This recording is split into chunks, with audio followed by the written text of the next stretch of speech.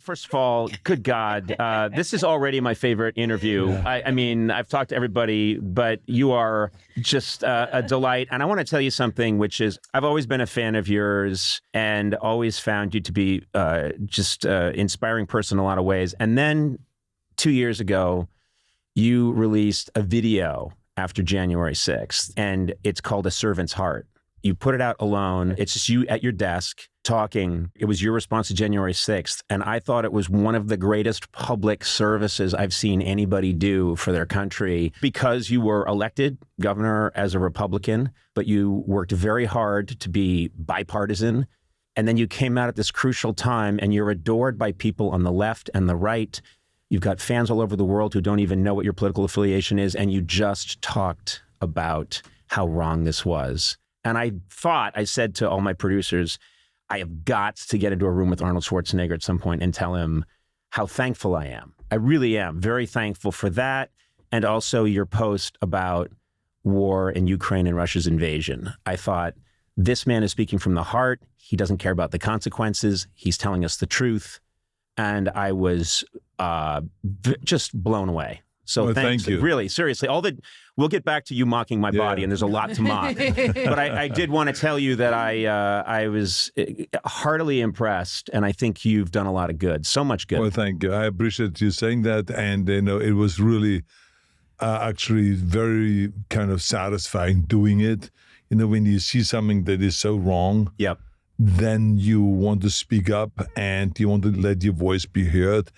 And, we are very fortunate that we are celebrities and we have a huge following. Mm-hmm. And so when we say something, people pay attention. Mm-hmm. And so that's the idea, is to use that power of influence and to make people pay attention to something that is that important, such a very important issue, which is to protect our democracy and to defend our democracy and to do everything that we can to do that. Yeah, because it's a very scary time right now. Absolutely. And I don't know, this airs pretty soon, but I know Mitt Romney just announced that he's not going to run for Senate again. He's a Republican. He's another person who I found a lot to admire about, because he speaks his mind about Trump and about what's going on in politics. And he just said, he said in one quote that I think is coming out, he doesn't believe that a lot of his people that he works with in the Senate really believe in the Constitution. And that was terrifying to me. Yeah, absolutely. But, I think that we have gone through difficult moments in the past. Yes.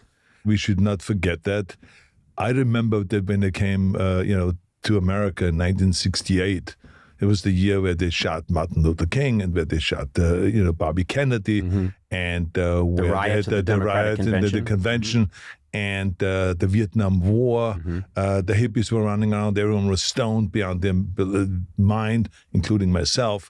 And I love hippie Arnold. Yeah, I'm just imagining hippie Arnold now. It's all groovy. No, the funny thing is I was totally the opposite, but I didn't even know what it was. Bodybuilders were taking me up to San Francisco. What is it called? Haight-Ashbury, yeah. Exactly. And I would be sleeping out there overnight, and I would be getting stoned and all that stuff. So it was just a really weird time. I thought it was American. It was quite normal. I didn't even know I was in that weird zone in America where America was going through some really incredible challenges.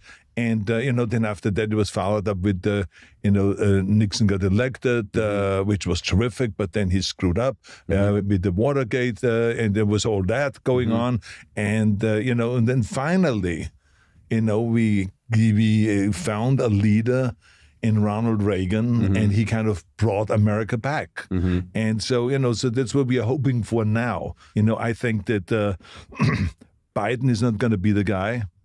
I don't think Trump is going to be the guy, but there's someone out there. It's getting late. It's getting late, though. If you don't want, things change very quickly in politics. Yeah. But there's someone out there in America, because America has a lot of talent. Mm-hmm. So there's someone out there that has the energy and the vision and the strength to bring people together and to create a new kind of leadership, with a new energy and stuff like that. So right now I don't see it, but... What if that person is closer to you right now than you think? Oh.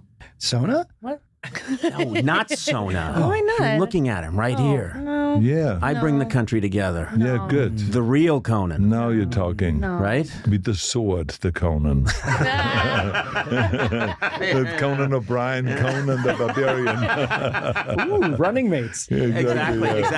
Yeah. I'll run with you. You run. Right, okay. We'll clear that whole immigration thing up. Yeah. I think when you first became governor, people said, well, they're so excited and they thought, could Arnold Schwarzenegger be president? It's like, well, no, you need to be born in the United Right, States. Yeah. And that's when we thought time machine.